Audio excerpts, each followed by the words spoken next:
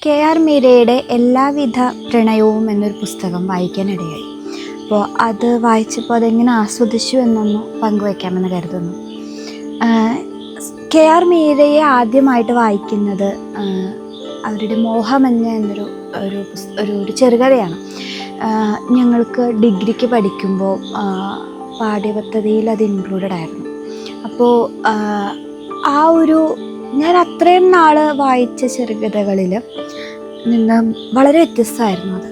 പെട്ടെന്ന് ഭയങ്കരമായിട്ട് ഇപ്പോഴും ഓർത്തിരിക്കുന്ന ചില സന്ദർഭങ്ങളും കാര്യങ്ങളും അതിനകത്ത് ഉണ്ട്, മനസ്സിലുണ്ട്. അപ്പോൾ അത്രയധികം ആ ചെറുകഥ സ്വാധീനിച്ചു. അങ്ങനെയാണ് കെ.ആർ. മീരയെ വായിക്കാൻ തുടങ്ങുന്നത്. ആരാച്ചാരൊന്നും അങ്ങനെ ആരാച്ചാർ വായിച്ചിട്ടില്ല. ആരാച്ചാരാണ് ഏറ്റവും കൂടുതൽ എന്താ പറയുക സെലിബ്രേറ്റ് ചെയ്യപ്പെട്ടൊരു കൃതി എന്നാണ് ഞാൻ മനസ്സിലാക്കിയിട്ടുള്ളത്. പക്ഷേ നോവലുകൾ വായിച്ചിട്ടുണ്ട്.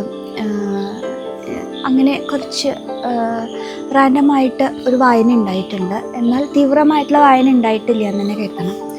അപ്പോൾ ആ ഓർമ്മകളിൽ നിന്നും ഈ പുസ്തകത്തിലേക്ക് എത്തുമ്പോൾ നമ്മളെപ്പോഴും ഒരു സ്റ്റാൻഡേർഡ് കീപ്പ് ചെയ്യുമല്ലോ. അപ്പോൾ അതിൽ നിന്നെല്ലാം വളരെ വ്യത്യസ്തമായിട്ടുള്ള കുറേയും കൂടി ഒരു ലൈറ്റായിട്ടുള്ളൊരു ട്രീറ്റ്മെൻറ്റാണ് ഈ പുസ്തകത്തിന് കിട്ടിയിട്ടുള്ളത്. വളരെ ലളിതമായിട്ട് വായിക്കാവുന്ന ഒരു പുസ്തകം, എന്നാൽ കെ.ആർ. മീരയുടെ ഒരു സിഗ്നേച്ചർ എല്ലായിടത്തും ഉണ്ട് താനും. അപ്പോൾ അങ്ങനെ വളരെ പെട്ടെന്ന് വായിച്ചു തീർത്തൊരു പുസ്തകമായിരുന്നു ഇത്. കപില, തുഷാർ ഇവരുടെ ഒരു പ്രണയമാണ് ഇതിലെ ഒരു ചർച്ചാ വിഷയം, അല്ലെങ്കിൽ ഇതിൽ പ്രതിപാദിക്കുന്നത്. ആൻഡ് അവരുടെ ഇതിൽ തുടക്കത്തിൽ കാണിക്കുന്നത് പ്രണയത്തിന് വേണ്ടി വളരെയധികം ദാഹിക്കുന്ന, എത്രയായിട്ടും തൃപ്തി വരാത്ത ഒരു സ്ത്രീയാണ്. ഇതിലൊരു ഭാഗമുണ്ട്, അയാൾ എന്നെ പരിഹാസത്തോടെ നോക്കി. എങ്കിൽ പ്രണയത്തെ ഒന്ന് നിർവചിക്കൂ. വൈവാവോസിക്ക് വിദ്യാർത്ഥികളോട് ചോദിക്കുന്ന അതേ ഗൗരവത്തിൽ ഞാൻ ആവശ്യപ്പെട്ടു. പ്രണയം എന്ന് പറഞ്ഞാൽ ഒരു ഭ്രമം, അത്ര തന്നെ. അത് കുറച്ച് കഴിഞ്ഞാൽ മായും. നിങ്ങൾക്ക് പ്രണയത്തെക്കുറിച്ചൊരു ധാരണയുമില്ല. ഞാൻ പുച്ഛത്തോടെ ചിരിച്ചു. അത് അയാളുടെ അഹന്തയെ മുറിപ്പെടുത്തിയെന്ന് തോന്നുന്നു. ശരി, നിങ്ങൾ പറയൂ, എന്താണ് പ്രണയം? അയാൾ ഒരു വെല്ലുവിളിയോടെ നോക്കി. നിങ്ങളൊരു മഞ്ഞിൻ കണമാക്കി അതിൽ മഴവില്ലിനെ പ്രതിഫലിപ്പിക്കുന്നതാണ് പ്രണയം. ഇതാണ് കപില നൽകുന്ന ഉത്തരം.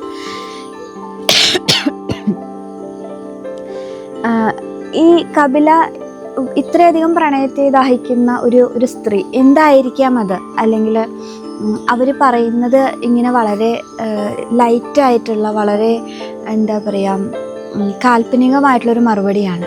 അതിനെ അവർ പുച്ഛിക്കുന്നുണ്ട്. അവ നമ്മളെ തുടർന്ന് അങ്ങോട്ട് എത്തിക്കുന്നത് നമുക്ക് എന്തായിരിക്കാം ഇവരുടെ ഒരു നിർവചനം, അല്ലെങ്കിൽ അവരുടെ ജീവിതത്തിലുണ്ടായ അവരൊരു പ്രണയത്തിന് പകരം ഒന്നും കിട്ടാത്തതിൻ്റെ ഒരു വേവലാതിയിലാണ്. ജീവിതത്തിൻ്റെ ഒരു യൗവനത്തിൻ്റെ ആദ്യമോ അവസാനമോ ഒന്നും ഞാൻ ഓർക്കുന്നില്ല. അപ്പോൾ എന്തായിരിക്കാമെന്നുള്ളൊരു ജിജ്ഞാസയാണ് നമ്മൾ മുന്നോട്ട് വായിപ്പിക്കുന്നത്. അപ്പോൾ ആദ്യമായിട്ട് അവരനുഭവിച്ചൊരു പ്രണയം, ആ പ്രണയം ഇടയിൽ വളരെ അപ്രതീക്ഷിതമായിട്ട് നഷ്ടപ്പെട്ടു പോവുകയാണ്. കൃത്യമായിട്ടൊരു യാത്ര പോലും പറയാൻ പറ്റാണ്ട് പെട്ടെന്ന് അത് ഇല്ലാണ്ടാവണ ഒരു മുഹൂർത്തം, അയാളെ ഓർത്ത് തന്നെ പിന്നീട് ജീവിക്കുന്ന ഒരാൾ. അപ്പോൾ ആ യാത്രയും അയാളുടെ ഓർമ്മകളിലേക്കുള്ളൊരു യാത്ര പിന്നീട് കപില നടത്തുന്നുണ്ട്. അപ്പോൾ ആ യാത്രയിൽ തുഷാറിനെ കണ്ടെത്തുന്നുണ്ടോ, അല്ലെങ്കിൽ ആ യാത്രയുടെ അന്ത്യം, അതിലാണ് ഈ നോവൽ അവസാനിക്കുന്നത്. പ്രണയത്തെ വളരെ രസകരമായിട്ട് തന്നെ കൈകാര്യം ചെയ്യുന്നുണ്ട് ഇതിൽ. പക്ഷേ അതിനേക്കാൾ ഉപരി ഞാൻ നോട്ടീസ് ചെയ്ത വേറെ 1-2 കാര്യങ്ങളുണ്ട് ഇതിനകത്ത്. ഈ കപില പറയുന്ന പ്രണയം എന്താണെന്ന് പറയുന്ന ഒരു ഉത്തരമുണ്ട്. കപിലയുടെ ആദ്യ പ്രണയത്തിൽ കപില പ്രണയത്തെ ആസ്വദിക്കുന്നത് ഈ നിലയിൽ തന്നെയാണ്. അതുമാത്രമല്ല, ആരാലും ശ്രദ്ധിക്കപ്പെടാതെ പോയ ഒരു കാലഘട്ടം, ബാല്യം കഴിഞ്ഞ് കൗമാരത്തിലേക്കും അല്ലെങ്കിൽ യൗവനത്തിലെല്ലാം ശ്രദ്ധിക്കപ്പെടണം എന്നുള്ളത്, സ്നേഹിക്കപ്പെടണം എന്നുള്ളത് എല്ലാവരുടെയും ഒരു നീഡാണ്. അപ്പോൾ അവിടെ അവഗണിക്കപ്പെട്ടു പോയ, അത് ആത്മവിശ്വാസം തല്ലിക്കെടുത്തിയ ഒരവസ്ഥയിൽ ആദ്യ പ്രണയം എന്ന് പറയുന്നത് കപില അതിമനോഹരമായി തന്നെ ആസ്വദിക്കുന്നുണ്ട്. നേരത്തെ പറഞ്ഞതുപോലെ ഞാൻ ശ്രദ്ധിച്ചത് മറ്റു ചില എലമെൻസാണ് ഈ പുസ്തകത്തിൽ. ഇതിൽ ജാതി എന്നുള്ള ഒരു വിഷയത്തെ കൈകാര്യം ചെയ്യുന്നുണ്ട്. അത് വളരെ ഒരു സന്ദർഭത്തിൽ അത് വളരെ ലൈറ്റായിട്ട് പറഞ്ഞു പോകുന്നുണ്ടെങ്കിൽ കൂടെ അത് വളരെ പൊള്ളുന്നൊരു അനുഭവമായിട്ടാണ് നമുക്ക് വായിക്കാനായിട്ട് പറ്റുക. പിന്നെ അതുപോലെ എന്നെ ഏറ്റവും അധികം ആകർഷിച്ച ഒരു ക്യാരക്ടർ കപിലയുടെ അമ്മയാണ്. അവർ ആ ഒരു പക്ഷേ അടിച്ചമർത്തലിൻ്റെ അല്ലെങ്കിൽ അവഗണനയുടെ ഒരു തൻ്റെ ജീവിതം മുഴുവൻ അങ്ങനെ കടന്നു പോയിട്ടുള്ളൊരു വ്യക്തിയാണ് അമ്മ. അവർ കപിലയെ പഠിപ്പിച്ച് കപിലയുടെ ജീവിതം സുരക്ഷിതമാക്കാൻ ശ്രമിക്കുന്ന ഒരമ്മയെ നമ്മളതിൽ കാണുന്നുണ്ട്. അതുപോലെ തന്നെ നോട്ടീസ് ചെയ്ത മറ്റൊരു പ്രധാനപ്പെട്ട ഒരു വിഷയമാണ് ഒരു ട്രോമ, ചൈൽഡ്ഹുഡ് ട്രോമ. തുഷാർ കപിലയോടൊരു പോയിന്റിൽ മനസ്സ് തുറക്കുന്നുണ്ട്. അവിടെ ഈ ഒരു വിഷയവും KR മീര കൈകാര്യം ചെയ്യുന്നുണ്ട്. അത് വളരെ ഇമ്പാക്റ്റോടു കൂടിയായിട്ടാണ് അത് അവതരിപ്പിച്ചിരിക്കുന്നത്. തുഷാരും കപിലയും തമ്മിൽ സംസാരിക്കുന്ന ഒരു ഭാഗത്ത് അതിനെ പറ്റിയിട്ട് KR മീര സംസാരിക്കുന്നുണ്ട്. നിനക്കധികം പ്രായമായിട്ടില്ല, അധികം മനുഷ്യരെ കണ്ടിട്ടില്ല, എല്ലാ മനുഷ്യർക്കും ഒരുപാട് പുറന്തോടുകളുണ്ട്, നിനക്കുമുണ്ടാകും. സ്വയം ഒന്ന് സൂക്ഷിച്ചു നോക്കിയാൽ ഓരോ തോടും ഇളക്കി ഇളക്കി ചെല്ലുമ്പോൾ അകത്തൊരു അറ കാണാം. അതിനുള്ളിൽ ചിലപ്പോൾ ഉണങ്ങാത്ത ഒരു മുറിവുമായി അല്ലെങ്കിൽ ദേഹമാസകലം മുറിവുമായി ഒരു കുട്ടിയെ കാണാം. നിന്റെ തന്നെ ഒരു കുട്ടിക്കാലം. ചൈൽഡ്ഹുഡ് ട്രോമ എന്ന് തെറാപ്പിസ്റ്റുകൾ പറയുന്നത് അതിനെയാണ്. ഇങ്ങനെ ഈ ഒരു വിഷയം കൃത്യമായിട്ട് കൈകാര്യം ചെയ്യപ്പെടേണ്ടതാണ് എന്ന് എനിക്ക് പലപ്പോഴും തോന്നിയിട്ടുണ്ട്.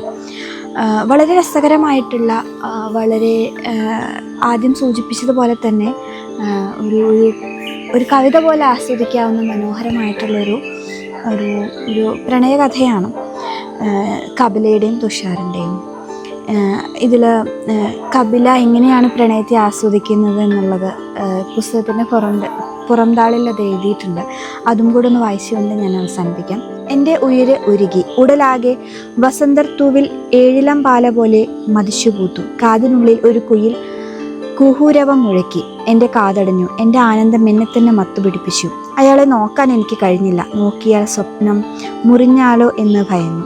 ഞാൻ സൂര്യകുണ്ടിൻ്റെ കൈവരിക്ക് അടുത്തേക്ക് ചെന്നു.